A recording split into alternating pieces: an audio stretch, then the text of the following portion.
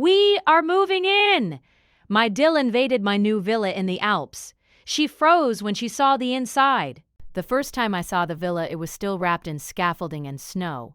Not postcard snow, real alpine snow that fell heavy and quiet, the kind that made every sound feel like it had been turned down. The contractor, Marcus, stood beside me with a clipboard and a wool cap pulled low, explaining insulation values and roof angles as if he were reading weather. I nodded, asked the practical questions, took notes. I didn't gush. I didn't take 100 photos. I'd learned a long time ago that the things you plan to keep are better protected when you don't announce them. I wasn't moving to the Alps for a reinvention. I wasn't trying to prove anything. I was moving because I could. And because the life I'd spent 32 years holding together had finally become small enough to fold into 2 suitcases and a banker's box. When my husband died, the condolences arrived in predictable waves. The first week was casseroles. The second week was silence. By week 4, people started asking what I would do now, as if my life had been a room waiting to be repurposed. My son Oliver offered the most generous version of that question. "You don't have to be alone, Mom," he said, careful and sincere. He meant it. His wife Camilla made the offer sound like a rescue. "We have space," she told me, during the memorial luncheon while the florist's lilies still smelled sharp in the air.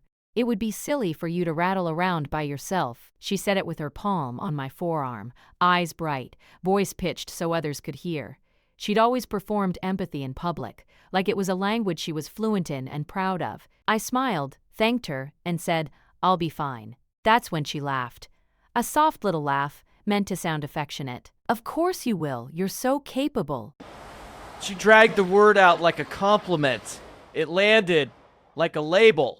For weeks afterward, every conversation came back to my living arrangements.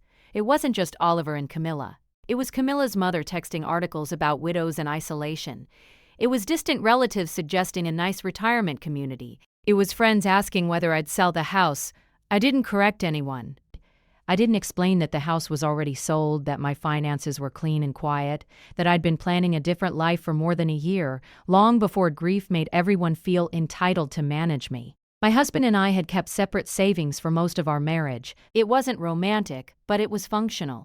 We shared the big things, paid our bills, raised our son, and never fought about money because we never mixed it into an emotional referendum. After he died, the paperwork was relentless. Insurance, estate filings, property transfers, every signature felt like a small goodbye. I moved through it steadily, the way I'd moved through other hard things, one document at a time. And under the noise, under the helpful suggestions and public sympathy, there was another current, a subtle shift in the way Camilla looked at me, like I'd become a resource that needed to be allocated. I noticed it in the smallest ways. The day she asked about my pension details, she did it while slicing lemons at my kitchen counter, as if it were casual conversation. "So, is it like a monthly thing, or a lump sum?" I answered vaguely. "It's managed." She didn't hide her disappointment. "Oh, I just thought, well, since you're on your own now." Another time, she mentioned a family vacation fund they were trying to build. She said it while I was packing up my husband's sweaters for donation, while Oliver stood nearby, quiet and tired. "It's hard with mortgage rates," she sighed, glancing at the piles. "But if family helps family, it all works out." Oliver didn't say anything. He didn't agree either. He just watched me fold the last sweater and set it neatly into the box. I didn't offer to help. I didn't apologize for not offering. I simply said, "That sounds like something you'll figure out." Camilla's smile tightened. She hated that I didn't take the bait.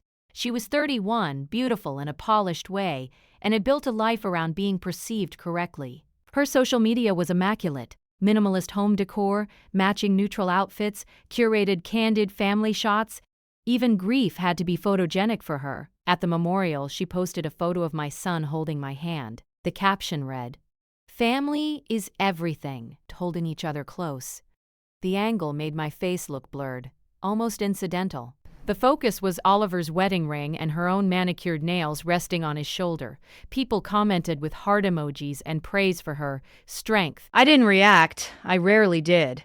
Not because I was numb, because reaction gave people something to work with. When my plan was finalized, I told Oliver first. We met at a quiet cafe on a Tuesday morning. the kind of place that didn't encourage lingering but allowed it if you were polite. "I'm moving," I said, and slid a folder across the table. His eyes widened. "Where?" "The Alps, a village outside Innsbruck." He blinked twice. "Mom, the Alps? It's peaceful," I said. "It's safe, and I like it there." He opened the folder. Inside were printed details, a purchase agreement, contractor timelines, a map with the property circled, an address I'd written neatly in my hand. He looked up. "You bought a house, a villa," I corrected gently. "Small, but yes," he exhaled, leaning back as if he needed more space around the idea. "Why didn't you tell me? I wanted it to be real before I spoke about it." He nodded slowly, and something softened in his face. "Are you okay?" "I'm okay," I said. "I'm not running away. I'm choosing something." He reached across the table and covered my hand with his. "I'm proud of you," he said quietly, and I believed him. Camilla found out that night. I know, because she called me at 9:41 p.m., not a text, not a polite message, a call, an intrusion. I let it ring twice before answering. "Hello, Camilla!" Her voice came bright and high. "So, Innsbruck." I could hear a faint echo behind her, like she was pacing in a kitchen with hard floors. "Yes," I said. "Oh my God." She laughed. Wow. That's very you." There it was again. Capable. Very you. A way of making my choices sound like quirks instead of decisions. "It's what I want," I said. "Well," she continued, "Oliver said it's a villa, like an actual villa." "It is. Have you thought about how isolated that is?" Her tone shifted into concern, but the edges of it were sharp. "Like if something happened? If you fell? Or needed help?" "I've arranged for local support," I said. And I'm in good health." She paused. "Right. Well, I just think it's a lot of house for one person." "It's not large," I said, "but it's still a villa," she repeated, savoring the word like it had a taste. Then, lightly, as if it were a joke, "You know, we've always wanted to do a winter season." "It's kind of perfect timing." I kept my voice even. "That sounds like a nice dream." Camilla laughed again. "I'm just saying, imagine us all there. Family together, Oliver skiing. The kids someday. You won't be lonely." There were no kids, not yet, but she always spoke as if they were inevitable props in her picture. "I won't be lonely," I repeated, simply. Another pause. Then she changed tactic. "So when can we see it?" "It's not finished," I said. "We could still come," she said quickly. "We could help you set up. I mean, we're your family." I didn't miss the way she put ownership into the sentence. "We're your family." As if I belonged to their unit now, as if my life had been absorbed.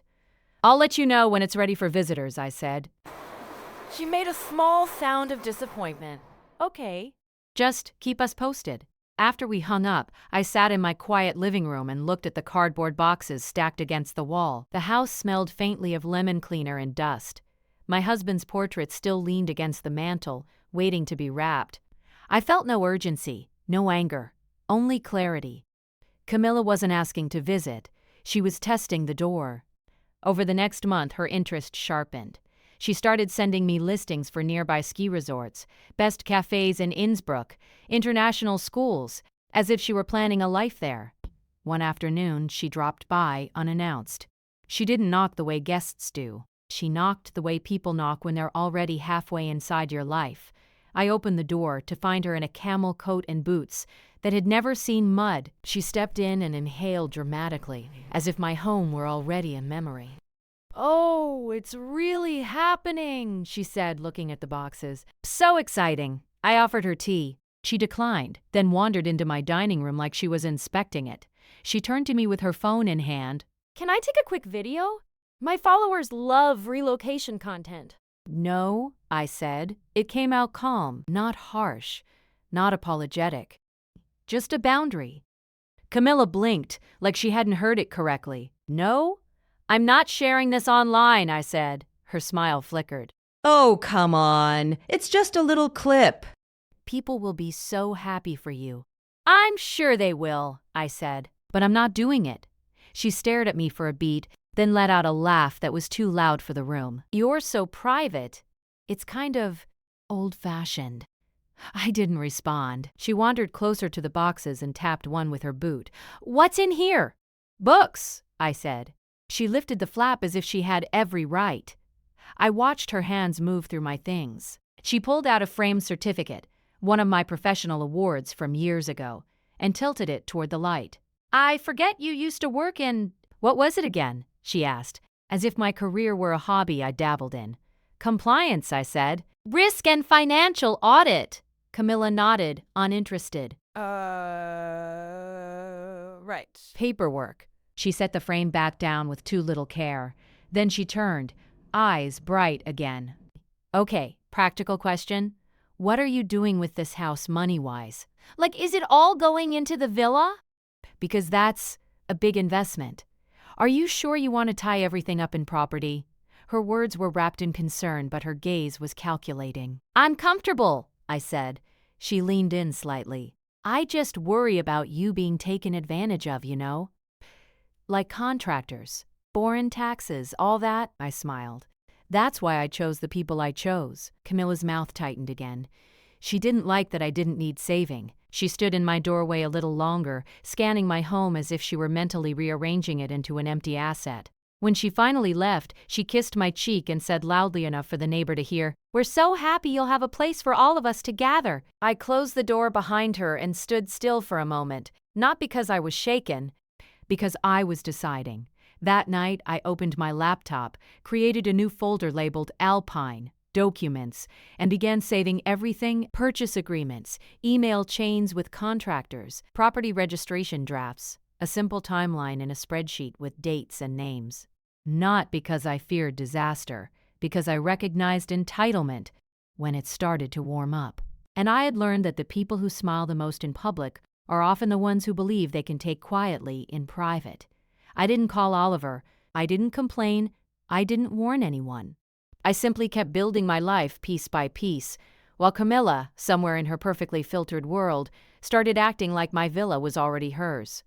2 days later, a text popped up from her number. "We are moving in! Hi! Just for the season!" "Don't worry. We'll help you settle. We'll be there the first week you arrive." I stared at the screen, read it twice, and set my phone down without replying.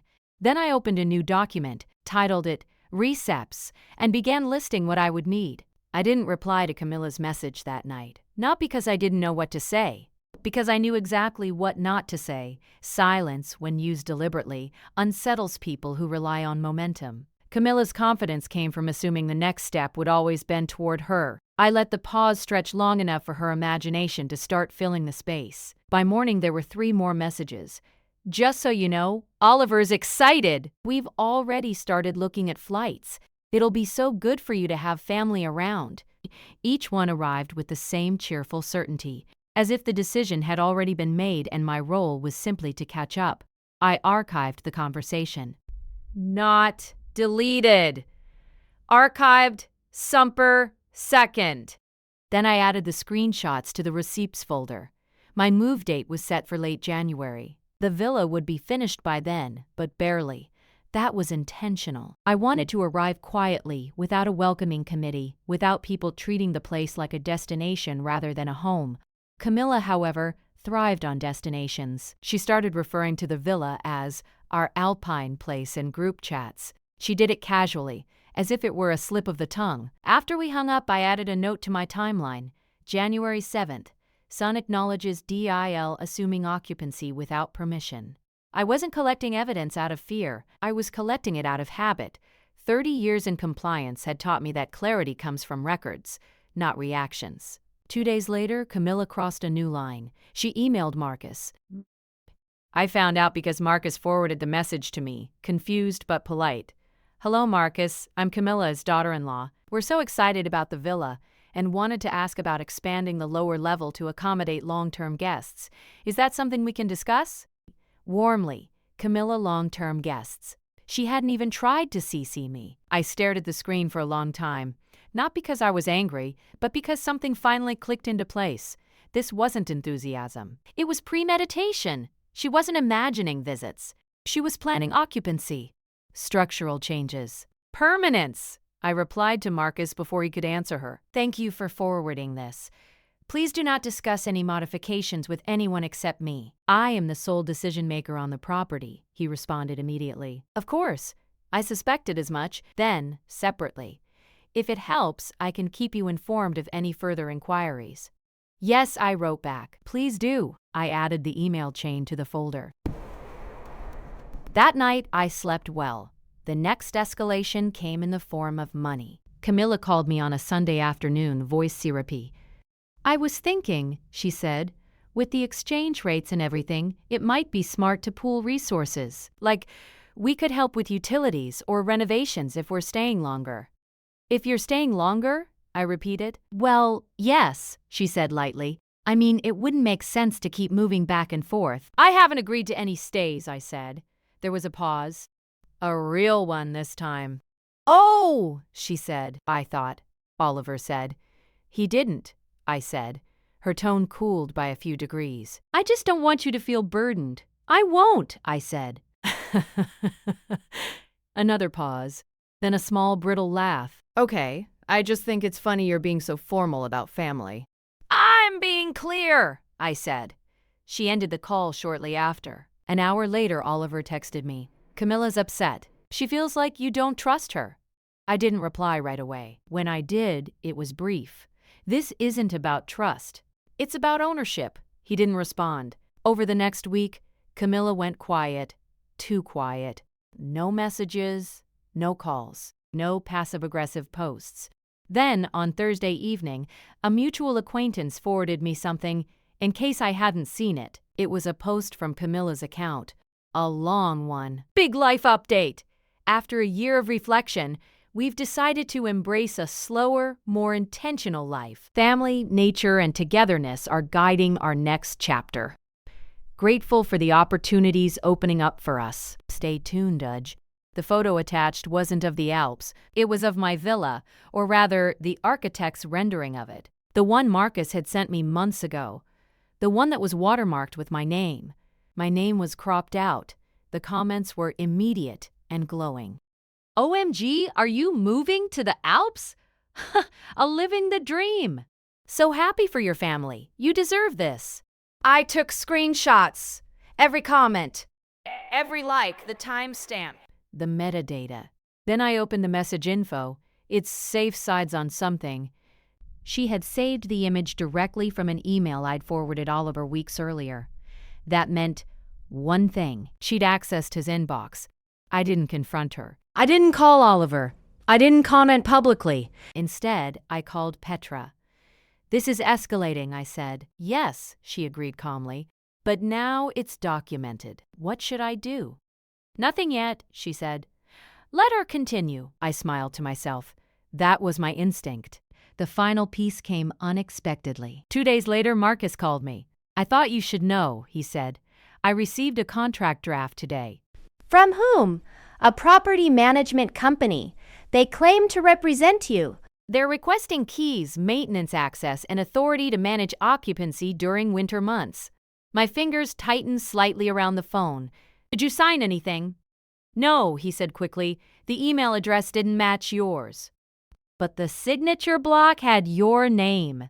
Can you forward it? I asked. When it arrived, everything slowed. The company name, it said Yoshi, Miyato, and Admiral. The letterhead, the attached document, and the sender. Camilla! Not from her personal email, from an account she'd created using my full legal name. I sat very still as I scrolled through the attachment. She'd filled out an authorization form. My name typed neatly, my address correct, my signature forged. Not well, but confidently. As if she believed wanting something badly enough made it legitimate, I saved everything. The headers, the IP data, the timestamps. Then I added one final line to my timeline, January 18th. DIL impersonates owner to authorize third-party property control. That was the key receipt. Not because it hurt, but because it crossed from assumption into fraud. I closed my laptop and poured myself a glass of water. Outside, the evening was quiet, the kind of quiet that makes decisions feel obvious. Camilla thought the villa was an opportunity. She had no idea it was about to become a mirror. And she had already stepped into the frame. Camilla announced the gathering herself. She framed it as generosity, which was always her preferred disguise. "We thought it would be nice," Oliver said on the phone, his voice careful, rehearsed, "before you leave. A kind of send-off. Family, a few friends. Nothing big." I pictured Camilla beside him, nodding at the right moments, already arranging the optics. "That's thoughtful," I said. "When?" "Next Saturday, at our place." Of course it was at theirs. Neutral ground would have required neutrality. "I'll come," I said. There was a pause. Relief. He hadn't expected that. After we hung up, I opened my calendar and marked the date. Then I opened the receptacles folder and began preparing a separate subfolder labeled Public. I didn't rush. I didn't need to. Camilla, meanwhile, was busy curating the moment. Over the next few days, the invitations multiplied. I saw them indirectly, through forwarded screenshots, tagged posts, mentions that drifted my way without touching me directly. "Farewell dinner for the bravest woman we know. Celebrating new beginnings. Alpine era loading," she tagged Oliver. She tagged friends. She tagged brands. She did not tag me. The guest list grew. Extended family, Oliver's colleagues, a few of Camilla's influencer friends, even her parents, people who loved a story more than they loved accuracy. I imagined the narrative she'd built: devoted daughter-in-law, supportive wife, gently ushering her widowed mother-in-law into a shared family adventure. The villa had become the centerpiece. She spoke about it like a communal inheritance, like something that had always been meant to include her. 3 days before the dinner, she sent me a message. "Just so you know, a few people might ask questions about the Alps." I told them, "You're excited to have us there. Hope that's okay, Tom." I read it once. Then I took a screenshot. Then I archived it. I didn't correct her. On Thursday, I flew ahead. Not to the Alps, to Zurich. Petra met me in her office, a quiet space with glass walls and no unnecessary decor. She reviewed everything again: emails, screenshots, forged documents, timelines. "She's confident," Petra said. "That's usually what undoes people like this." "She thinks I won't contradict her publicly," I said. Petra nodded. "And will you?" "Yes," I said, "but only once. We discussed contingencies, not revenge." Containment. Petra prepared a formal statement of ownership, notarized copies of the property registry, and a cease and desist letter, unsigned, for now. "This stays in your bag," she said, handing me a slim folder. "You may not need it, but if you do, timing matters." Timing mattered. I flew back the next morning and went straight home. My house was nearly empty now. The walls echoed softly when I moved through them. I packed the last few items I'd been keeping out of habit rather than need. At evening, Camilla posted another story, a video this time. She stood in front of a whiteboard, smiling brightly, drawing a rough floor plan of the villa with a marker. "So we're thinking," she said to the camera, "guest room here, office here, maybe convert this space into a shared lounge. It's all about flexibility. Shared." The comments rolled in. "You're so generous. Lucky MIL. Family goals." I watched it once. Then I closed the app. On Saturday afternoon, I dressed simply. No black. No statement pieces. Just neutral colors, clean lines. I didn't want to look like I was making a point. When I arrived, their house was already full. Coats piled on the bed in the spare room, glasses clinking, laughter spilling into the hallway. Camilla spotted me immediately. "There she is," she said, loud enough to draw attention. She crossed the room quickly and wrapped me in a hug that felt more like a claim than affection. "Everyone's been dying to see you." She steered me toward the living room, hand firm at my back. People turned, smiled, applauded lightly. I nodded, accepted greetings, answered polite questions with polite answers. "How do you feel about the move?" someone asked. "Prepared," I said. "Aren't you worried about being so far from family?" another asked. "I've never measured distance that way," I replied. Camilla hovered nearby, correcting nothing, embellishing when she could. "Oh, Oh, she's being modest, she said at one point. She loves the idea of us all together, don't you? I looked at her. I love clarity, I said. She laughed, assuming it was a joke. Dinner was served. Long table. Candles. Phones discreetly placed face down, but within reach. Halfway through the main course, Camilla stood up. She tapped her glass gently. The room quieted. I just want to say something, she began, voice warm, practiced. This year has been about resilience, about families stepping up for each other. She gestured toward me. You've been so strong. And we're so grateful you trust us enough to share this next chapter. There it was. Lie. The lie delivered softly, wrapped in praise. She reached for her phone. I actually have something to show you all, the screen mirrored to the TV. Images of the villa appeared. Renderings. Photos Marcus had sent me during construction. The watermark gone. The narrative rewritten. This is where we'll be spending the winter, she said. Together. A murmur of approval rippled through the room. I took a sip of water, set the glass down. Camilla continued. We didn't want to announce it too early, but since everyone's here, it just feels right. She looked at me, smiling. Isn't it exciting? Every eye turned toward me. This was the moment she'd engineered. Public affirmation. A nod from me that would seal it. Silence would be interpreted as consent. I didn't speak yet. I stood up slowly, not interrupting her rhythm, but changing the geometry of the room. Camilla faltered for half a second. Recovered. I just want to thank everyone for being part of this journey, she said quickly. I placed my napkin on the table. I think, I said calmly, this is a good time to clarify a few things. The room stilled.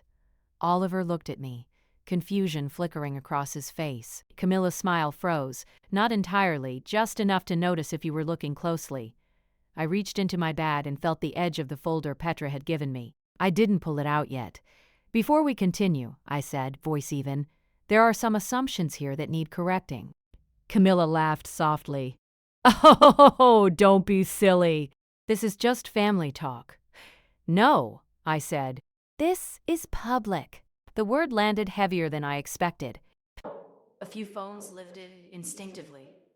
I met Camilla's eyes. For the first time that evening, she didn't look confident. She looked alert. Let's take a moment, I said, before this goes any further. The room held its breath. Camilla opened her mouth to interject. I raised my hand, not aggressively, just enough. Please, I said. Let me finish. She closed it.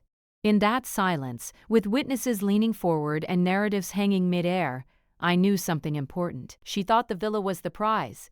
She didn't realize the stage she'd built was the trap. And I was finally ready to step into the light. I didn't raise my voice. I didn't need to. I'm the sole owner of the property in question, I said, looking around the table rather than at Camilla. There is no shared arrangement. There are no plans for cohabitation.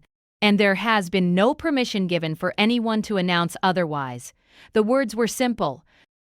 Factual, unadorned. A few people shifted in their seats. Someone cleared their throat. Camilla laughed again, sharper this time. Okay, let's not make this awkward. We're just celebrating. Everyone knows what I meant. What you meant, I said, and what you presented are not the same thing. Oliver looked between us. Mom? I met his eyes. You didn't know, I said calmly. That's important. Camilla's smile thinned. This feels unnecessary, she said. Why are we doing this here? Because this is where the assumptions were made, I replied, and where they should be corrected. I reached into my bag and took out the folder. No theatrics, no slamming it down. I opened it and removed the first document. This is the property registry, I said, holding it up just long enough for people nearby to see the official seal. Dated December 3rd, my name only backup.